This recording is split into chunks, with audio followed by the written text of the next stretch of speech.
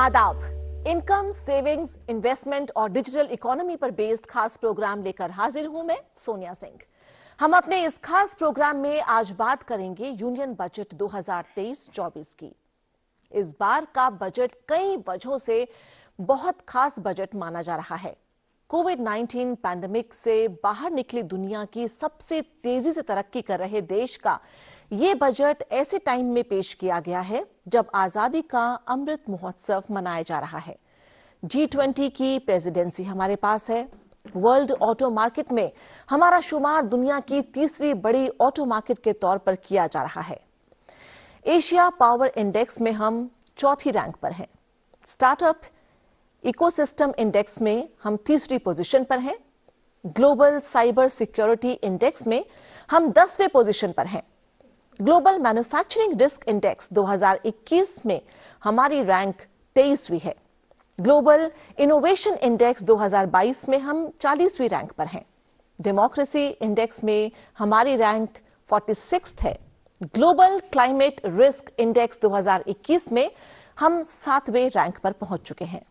दरअसल यह इशारा है कि हम एक मजबूत और स्टेबल सरकार में इकोनॉमी के लिहाज से दिन ब दिन ज्यादा मजबूत होते जा रहे हैं।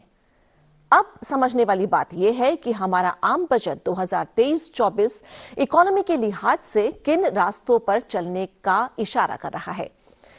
इसी को डिटेल में समझने के लिए हमने अपने स्टूडियो में इनवाइट किया है दो खास मेहमानों को।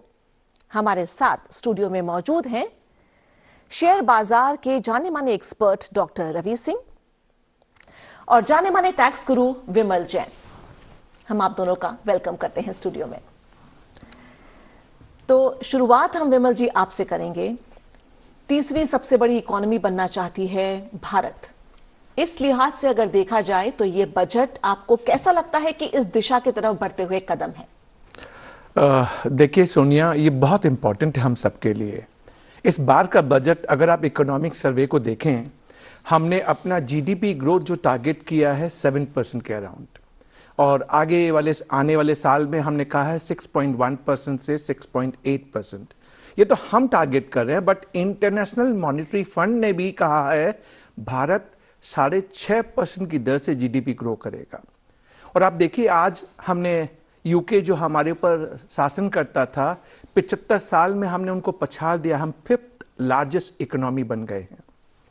इंटरनेशनल मॉनेटरी फंड ने यह भी कहा हम 4th लार्जेस्ट इकोनॉमी बनेंगे 25 में, 3rd लार्जेस्ट इकोनॉमी बनेंगे 27 में।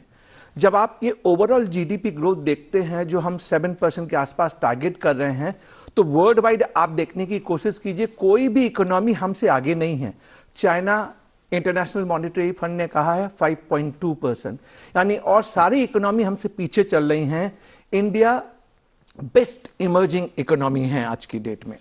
जब मैंने ये कहा तो हमारे 3 सेक्टर होते हैं सोनिया, जो इंपॉर्टेंट हमारे जीडीपी में ऐड करते हैं। एक हमारा होता है सर्विस सेक्टर, जो ऑलमोस्ट 55% ऑफ जीडीपी आता है, 9.1% से ग्रो करेगा। 9.1%। आप देखिए, जो हम इंडस्ट्रियल एंड मैन्युफैक्चरिंग की बात करते हैं, 4.1% से ग्रो करेगा। एग्रीकल्चर एंड अलाइड जो 3.5% से ग्रो करेगा। और सबसे इंपॉर्टेंट बात, जो फिस्कल डेफिसिट किसी भी बजट की होती है या करंट अकाउंट डेफिसिट, हमारे वित्त मंत्री ने बहुत अच्छा, मैं कहूंगा, उन्होंने इस बजट में ये कोशिश की है कि हमारा जो फिस्कल डेफिसिट है वो हम over a period of time कम करें। आज हम 6.4% पे हैं, बट डाउन द लाइन उन्हें टारगेट किया है कि 25 तक हम इसको 4.5% पे लेके आएंगे। तो इस बजट के अंदर बहुत पॉजिटिव साइड हैं जो हम देख रहे हैं, जो हमें road mapping, growth oriented budget दिखा रहा है। तो जो ओवरऑल हम टारगेट करके चल रहे हैं, बेस्ट इमर्जिंग इकोनॉमी, और स्टार्टअप की आपने बात की, हम 3rd लार्जेस्ट इकोसिस्टम है वर्ल्ड वाइड। और हमारी जो इमर्जिंग इकोनॉमी है, जिसमें इस बार सबसे बड़ा महत्वपूर्ण अंग है हमारा कैपिटल आउटले, कैपिटल इंफ्रास्ट्रक्चर पे हम 10.5 लाख करोड़ रुपए का हमने बजट किया है, जो 33% हमने बढ़ाया है। और एक कैपिटल आउटले हम सबको कैसे हेल्प करेगा? हमारा इंफ्रास्ट्रक्चर बढ़ेगा। इंफ्रास्ट्रक्चर की जैसे ही मैं बात करता हूं तो रोड, हाईवेज, वाटरवेज, आपके सारी चीजें ग्रो करेंगी। मैन्युफैक्चरिंग इसका एक कंपोनेंट है। तो यानी ओवरऑल देखिए, जब कैपिटल आउटले 10.5 लाख करोड़ और स्टेट को आप इंटरेस्ट फ्री ये एलोकेशन दे रहे हैं कि आप अपने स्टेट में कैपिटल इंफ्रास्ट्रक्चर को ग्रो कीजिए, तो मेरा कैपिटल इंफ्रास्ट्रक्चर मैन्युफैक्चरिंग तीनों ओवरऑल ग्रो करेंगे। जब ग्रो करेंगे तो देखिए जॉब क्रिएशन होगा। आज हम सबके लिए चैलेंज है सोनिया, जॉब क्रिएशन कैसे होगा जब इतने प्रोजेक्ट आएंगे मैन्युफैक्चरिंग, नॉन मैन्युफैक्चरिंग, तो वो हमारे सारे सेक्टर को बूस्ट करेंगे, जीडीपी को बूस्ट करेंगे, जॉब क्रिएशन होगा। और जीडीपी का जो हमने टारगेट किया है, definitely we will achieve 6.5% in time to come. Fiscal prudence, fiscal discipline जो है वो तो बताया जैन साहब ने कि मेंटेन किया गया है, उस पर हम और चर्चा करेंगे। लेकिन इकोनॉमी को आगे बढ़ाने के लिए सबसे ज्यादा आपको मांग और खपत की बहुत जरूरत होती है, खासकर डोमेस्टिक सेक्टर में। वो इंक्रीज करने के लिए क्या आपको लगता है बजट में सही कदम उठाए गए हैं? देखिए सोनिया जी, मुझे लगता है कि बजट काफ़ी नपा-तुला था और सबसे बड़ी बात है कि चूंकि आगे इलेक्शंस की मूड बन रहे हैं, तो ऐसा नहीं किया गवर्नमेंट ने कि अपने जो स्ट्रीम लाइन थे उसको कहीं से चेंज किया। उन्होंने ग्रोथ ओरिएंटेड ही बजट रखा, लोक लुभावन बहुत ज़्यादा करने की कोशिश नहीं की। और इसीलिए आप जो डिकोड कर रहे हैं लोग, आप फंडामेंटली उनमें देखेंगे कि इस बजट की रेटिंग या फिर इस बजट को लोग ये कह रहे हैं कि ये सबसे अच्छा बजट है अब तक का मोदी जी की पूरी जो गवर्नमेंट रही है।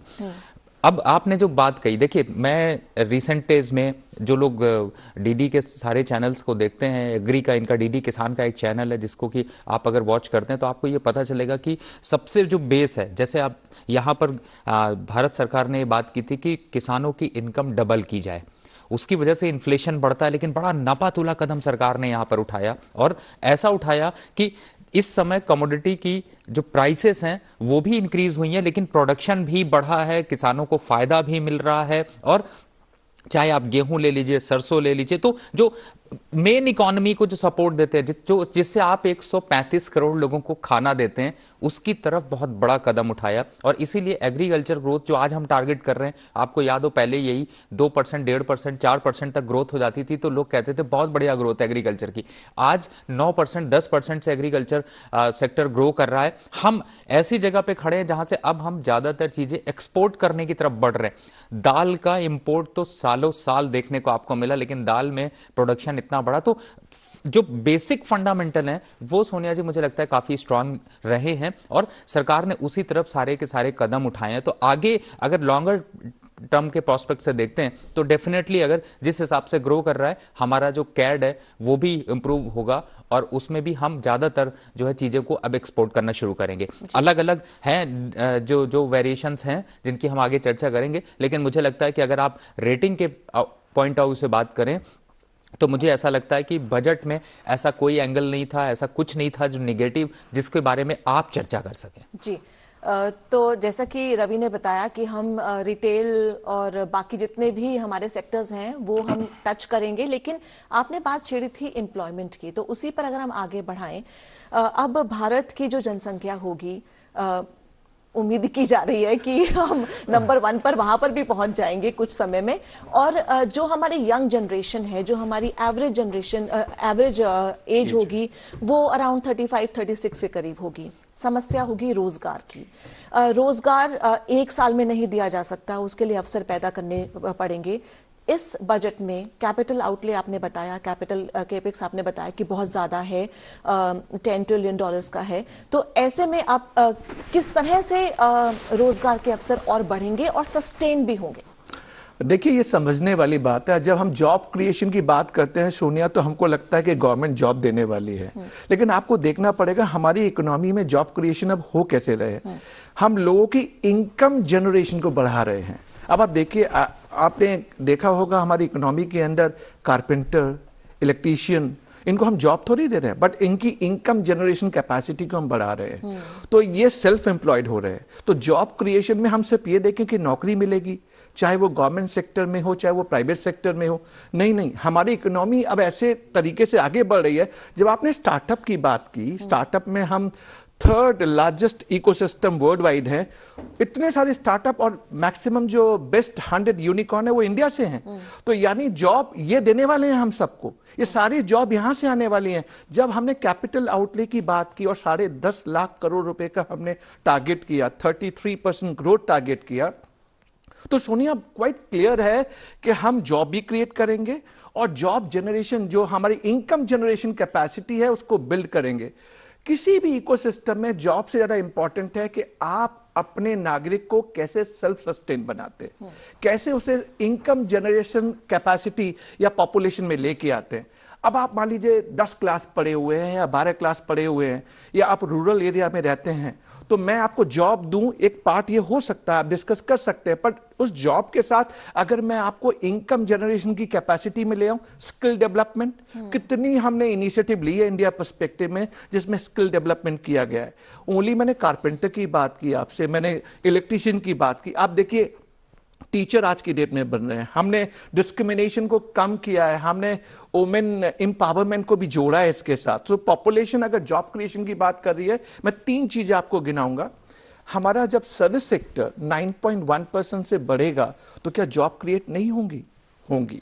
जब मैं कह रहा हूं कि मेरा मैन्युफैक्चरिंग सेक्टर आज ग्लोबल इंडेक्स में हम 23rd पोजीशन पे हैं, तो क्या वो जॉब क्रिएट नहीं करेगा।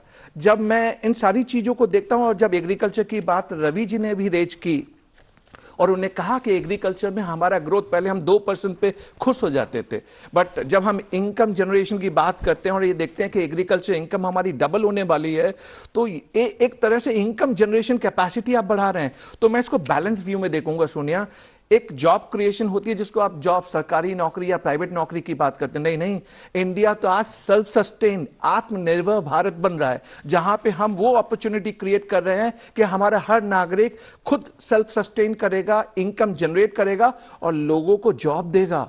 सो हम स्टार्टअप की बात कर रहे हैं, कैपिटल आउटले की बात कर रहे हैं, मैन्युफैक्चरिंग की बात कर रहे हैं, सर्विस सेक्टर की बात कर रहे हैं। और रवि जी ने तो एग्रीकल्चर का एग्जाम्पल आपको अच्छी तरह से दिया कि आज हम जिस हिसाब से ग्रो कर रहे हैं वो हमें एडवांटेज देने वाला है। That is most important to look at कि हमारी जो जॉब क्रिएशन है विथ इनकम जनरेशन, हम इन सारी चीजों को अपने नागरिकों के लिए सपोर्ट करेंगे। जी, और इसी को मैं अगर थोड़ा सा और लाइट बनाऊं, क्योंकि आप स्टॉक एक्सपर्ट्स भी हैं, तो ये मैं जानना चाहती हूं कि जिस तरह से कैपिटल आउटले किया जा रहा है, तो हम आने वाले दिनों में क्या, जैसे रोड्स और एयरपोर्ट्स और पोर्ट्स, यहाँ पर बहुत पैसा लगेगा, तो इन कंपनीज में इन्वेस्ट करने का सही टाइम है क्या स्टील में, आयरन में, ये मेटल्स में, इन सब में इन्वेस्ट करने का सही टाइम है? देखिए, इस समय पहले मैं थोड़ा सा बेस जो अभी विमल जी ने बात की, मसला अगर आप मुझे मौका दें तो मैं 2-1 पॉइंट उसमें ऐड करना चाहूँगा। विमल जी ने एक बहुत इंपॉर्टेंट बात की जिसे आपने नोटिस किया होगा। इन्होंने जो पूरा बजट है उसमें किसको एम्पावर किया जा रहा है, इस पे बहुत बड़ा फोकस किया गया है। और अब आप इसको रिलेट करिए कि आपने जो इंडस्ट्री के नाम लिए, चाहे वो मैन्युफैक्चरिंग हो, चाहे वो स्टील इंडस्ट्री हो, रोड कंस्ट्रक्शंस हो, एयरपोर्ट्स हो, पोर्ट्स हो, वेयर हाउसेज हो, इन सबको स्ट्रॉन्ग किया जा रहा है। लेकिन इन सब में एक भागीदारी यहाँ पर महिलाओं की भी बढ़ाई जा रही है। इसीलिए सरकार चाहती है कि महिला सम्मान योजना जो दी गई है, जिसमें कि आपको 2 लाख पे 7% का ब्याज मिलेगा 2 साल के इन्वेस्टमेंट पे, वो इसलिए किया जा रहा है क्योंकि लोग लालच में भी महिलाओं के नाम से पैसे जमा करें और जिससे महिला को भी एक पावर मिले, उसको भी एक ओनरशिप हो कि नहीं, वो सिर्फ इसलिए नहीं है कि उसके पास कोई पॉकेट में पैसा नहीं होना चाहिए। जो मेन कम्युनिटी है वो कम से कम इसी लालच में कि उसको रिटर्न मिलेंगे, वो उनको वहां पर वुमेन एम्पावरमेंट बढ़े, जिससे कि जो वृद्ध महिलाएं हैं या जो जिन लोगों के पास पैसे नहीं होते थे उनके नाम पे पैसे आए, उसकी ओनरशिप उनके पास है। और हर बजट में हमने देखा है, चाहे वो उज्ज्वला योजना हो, आवास योजना हो या फिर जल ही जीवन है योजना हो, मतलब हर उसमें विमेन के लिए, एम्पावरमेंट के लिए, उनकी सुविधाओं के लिए कुछ ना कुछ दिया जाता है। इस बार भी विमेन एम्पावरमेंट के लिए कोई जो सेविंग्स के लिए भी फायदा है यहाँ पर? जी बिल्कुल, वही मैं बता रहा था कि उन्होंने महिला सम्मान योजना लॉन्च की है, जिसके लिए कि 2 लाख रुपए तक महिलाएं जो है वो एफडी करा सकती हैं, पार्शियल विड्रॉल भी कर सकती हैं, पार्शियल विड्रॉल की सुविधा भी दे रखी है। तो मुझे लगता है कि ये जो कदम है वो ये दिखाते हैं कि भारत का अगला जो डेवलपमेंट है या जिस तरीके से हम डेवलप कर रहे हैं वो किस तरीके का होगा। अब आते हैं, आपने जो स्टॉक मार्केट की बात कही थी, देखिए उसमें इसमें कोई डाउट नहीं है कि चाहे इंफ्रास्ट्रक्चर को रिलेटेड स्टॉक्स हो या फिर पोर्ट से रिलेटेड स्टॉक्स हो, वेयर हाउसेस से हो, और सबसे इंपॉर्टेंट जो जॉब की बात विमल जी कर रहे थे मैं उसको भी इसी स्टॉक मार्केट से कनेक्ट करता हूं। रेलवे स्टॉक्स में अब तक आपने 18 से 20% रैली तो बजट के पहले ही देख ली। अब उनकी रैली का यहां पर इसलिए भी दिखाई दे रही कि 2 लाख करोड़ से ऊपर फंड जो है वो रेलवे को दिया गया है, और रेलवे सबसे ज्यादा जॉब भी हमारे यहाँ पे देता है। तो आप समझ सकती हैं कि रेलवे अगर स्ट्रांग रहा तो अपने आप जो भारत की इकोनॉमी, अर्थव्यवस्था, वो अपने आप स्ट्रांग रहेगी। तो ये सेक्टर्स आपको देखने हैं। अब मैं पूरे बजट को एनालिसिस करूं तो आपको हाईलाइट करना चाहूंगा, 4 सेक्टर पकड़ लीजिए। आपकी इकोनॉमी तो ग्रो करेगी, बजट अच्छा रहे ना रहे, जैसा भी परफॉर्मेंस बाद में आए, लेकिन आपका पोर्टफोलियो जरूर चमकेगा। अब सबसे पहला हाँ, सबसे पहला आपको ध्यान किस पे रखना है? सबसे पहले सरकार ने किसकी बात की है? रेलवे की बात की है, रेलवे को फंड दिया है, तो रेलवे के जो पोर्टफोलियो में स्टॉक्स हैं उनको बढ़ा लीजिए। दूसरा आते हैं, आपने इंफ्रास्ट्रक्चर की बात की। इंफ्रास्ट्रक्चर सेक्टर जो है वो एक कंसोलिडेटेड था, यानी कि रुका हुआ था, इंतजार कर रहा था कि बजट में बूस्ट मिलेगा तो मैं वापस से ग्रो करना शुरू करूंगा, और आपने हाल फिलहाल में मार्केट में वोलेटिलिटी जरूर बढ़ी लेकिन उन स्टॉक्स में फंडामेंटल ग्रोथ यहां पर स्टार्ट हुई। तीसरा जो है, जो सबसे इंपॉर्टेंट है, आगे का फ्यूचर है, वो है ईवी सेक्टर। अब ईवी, ग्रीन एनर्जी की बात की जा रही है तो आप उस सेक्टर को बिल्कुल मत भूलिए, उनके स्टॉक्स की तरफ फोकस करिए, पोर्टफोलियो भी चमकाइए, बजट की डिकोडिंग तो होती रहेगी। तो मुझे ऐसा लगता है कि आप उसका फायदा यहां पर उठाइए और कोशिश करिए, जो सरकार ने बजट दिया है, क्योंकि बजट जो होता है वो हर एक साल में आता है, तो जब भी स्टॉक मार्केट पे निवेश करें, लंबा निवेश करें जिससे कि आपको बेहतर फायदा मिल सके। तो आप 4 सेक्टर को फोकस कर सकते हैं। अब एक सेक्टर जो मैंने अभी तक नहीं बताया वो इंपॉर्टेंट है, बैंक का। मैं बैंक को इसलिए कहता हूं, जितनी भी सरकारी स्कीम आ जाएं, जितने भी प्राइवेट ऑर्गेनाइजेशन आ जाएं, जितने भी एंटरप्रेन्योरशिप डेवलप हो जाएं, वो बिना बैंक की मदद के हो ही नहीं सकते। तो अब जितना फंड, अब जो भी, जैसे आत्मनिर्भर भारत की बात कर लें, PLI स्कीम्स की बात कर लें, या फिर यहाँ पे मेक इन इंडिया की बात कर लें, उन सबको जो फंडिंग दी जाती है वो बैंक के थ्रू पास की जाती है। तो बैंक की शीट तो ऑलरेडी स्ट्रांग होने वाली है, तो आपको बैंकिंग सेक्टर को मिक्स अपने पोर्टफोलियो में रखना पड़ेगा। ठीक है, तो मुझे लगता है गांठ बांध ली होगी दर्शकों ने कि ये जो 5 सेक्टर्स हैं इनमें जरूर इन्वेस्ट किया जाए। लेकिन अब सबसे इंपॉर्टेंट बात, जो कि शायद हमारे दर्शक बहुत इंतजार कर रहे होंगे, कि सैलरी पर कितना बेनिफिट होगा, मिडिल क्लास को कितना मजबूत किया है सरकार ने। सोनिया, ये बाकी बहुत अच्छा क्वेश्चन और इम्पॉर्टेंट क्वेश्चन है, आप सब जानना भी चाहेंगे। तो देखिए, पर्सनल इनकम टैक्स की जब हम बात करते हैं तो हमारे पास इनकम टैक्स में 2 रेजीम चलती थी सोनिया। एक ओल्ड रेजीम चलती थी और एक नई रेजीम जो 2020 में लाई गई। ओल्ड रेजीम में आपको मालूम है 2.5 लाख रुपए तक का स्लैब होता था, इनकम टैक्स नहीं लगता था, और 5 लाख रुपए तक का आपको रिबेट मिलता था, यानी कोई इनकम टैक्स नहीं लगता था। लेकिन 5 लाख से ऊपर अगर आप चले गए तो फिर इनकम टैक्स लग जाता था। और उनकी स्लैब थी कि भाई 2.5 लाख से लेके 5 लाख तक 5%, 5 से 10 20%, और 10 के ऊपर 30%।